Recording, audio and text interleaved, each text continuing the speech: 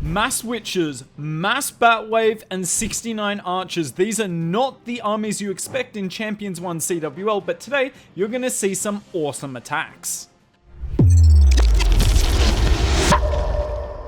Have a look at this army comp. It is ridiculous. 29 rocket balloons, 2 overgrowths, and 7 bats. But for Grisha, he's willing to do this army not just in any clan war. This is in CWL, in the top league of that, and he's making it look easy. Now, in case you don't know who Grisha is, he does actually have a very important role on the channel here. He does the thumbnails. Yes, and I genuinely think he's the best thumbnail guy in all of Clash, and he's probably the reason a lot of you have clicked on our videos, because the thumbnails look excellent. He also does play some esports. His team made it to, I think, the top 16 teams in the world's warm-up event that's going on at the moment, but unfortunately has since gone out. Anyways, we use the rocket balloons to get rid of all of the wizard towers and multi-archer towers on the base, because they are the most anti-bat defense, aside from multi-infernos, scatters, and fire spitters, but we've overgrowth them all because they're all in the center of the base. So now we spam all of the bat spells except one. I think he meant to put down all 7 here. It's just some of the time it's really hard to deploy bat spells. You'll see he deploys the last one on the left-hand side here. Dealt with the defensive Archer Queen as well. That Ice Golem and the Headhunters were nice. And then we're going to use the Minion Prince on the top side here. So you see the Teslas and the defending Minion Prince were going to be a problem. So the Dark Orb takes care of that. And these bats are still going around the outside of the base. We have used the second overgrowth in the meantime. It ends right now. But I mean, look at how much is being cleared out. Now, unfortunately, with the hero abilities got on the Queen here, should have popped the Queen ability way earlier. Might have even been better to use the Giant Arrow in this attack. We've still got the Royal Champion we're hanging on to here. She's just going to do a lot of damage with that, but we've also got the Fireball. And you can see why the Fireball is going to be useful here, because look!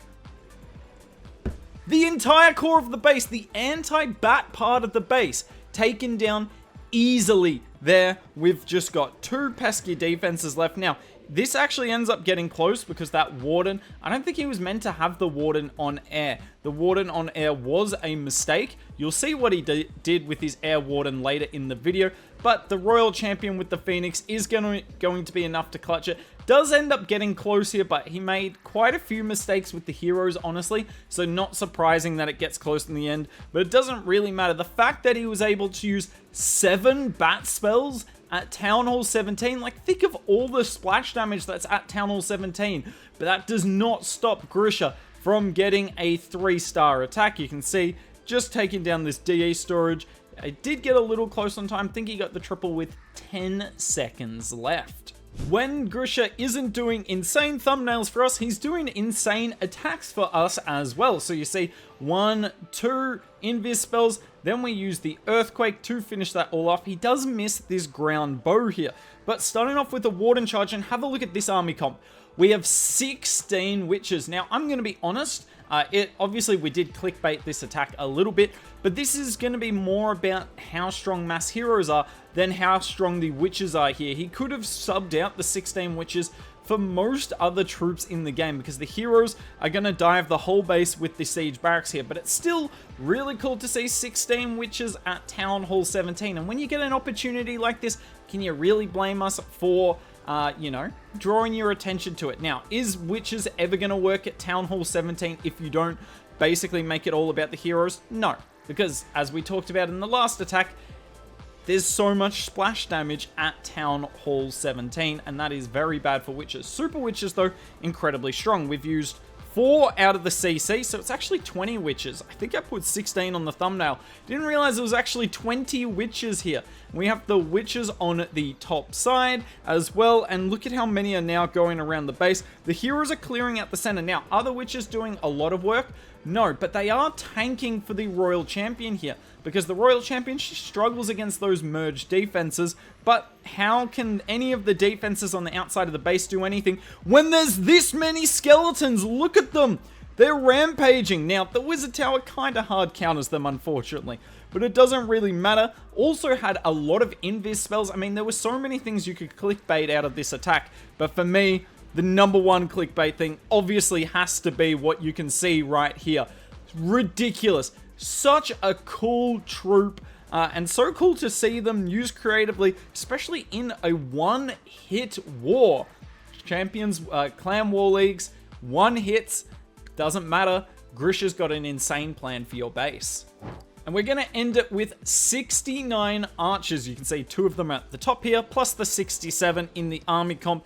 69 archers. We're going to take down a Town Hall 17 base with it. And the plan here is genuinely sick. This is one of the coolest plans I've seen in a while. Obviously, I love the bats earlier in the video. That was a really cool plan as well. The witch one, yeah, it was a good plan as well. But this one is just how you break down this style of base where there's like a defensive, not a defensive ring, there's a dead zone around the core of the base here.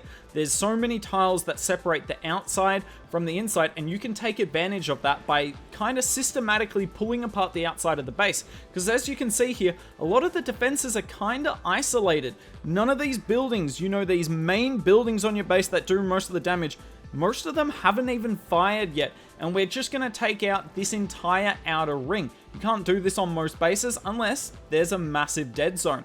Now, dead zone bases do work reasonably well in the meta, particularly, you know, in Legends League where you don't have the chance to plan. But Grisha had the chance to plan this attack, and look at that. Pretty nasty fireball. Then we have the giant arrow come across the base from the queen. That does a bit more damage. Notice how this warden's on air, and he's just used the rocket balloons to take down the single inferno tower, which means that ricochet cannon is not going to do anything to us. We have the king and queen on the top side. Then we've got an ice golem and a lot of archers. Archers are such a trash troop, but I tell you what, Grisha's trying to make them look useful here. We use one last invis to send our king inside the base, and look, using the gauntlet and the rage, we've forgotten how good this combination is. Look at it. If walls are not an issue, this combination is insane, because the king will not go down, and you just do so much splash damage. I still prefer the spiky ball, but I'm using spiky ball and gauntlet at the moment because the king just becomes an undeniable tank. Still got the minion prince. Probably could have swagged the minion prince, honestly. The only reason was needed was this defensive royal champion who soon goes down, and that there is a sick attack. 69 archers, still able to get the 3-star. Grisha's talent, kind of undeniable. Let us know if you'd like to see more of his attacks. I know he does quite a few creative attacks. Also, because I feel like shouting out his attacks is the least we can do for the amount of effort and work he puts in the thumbnails. So thank you, Grisha.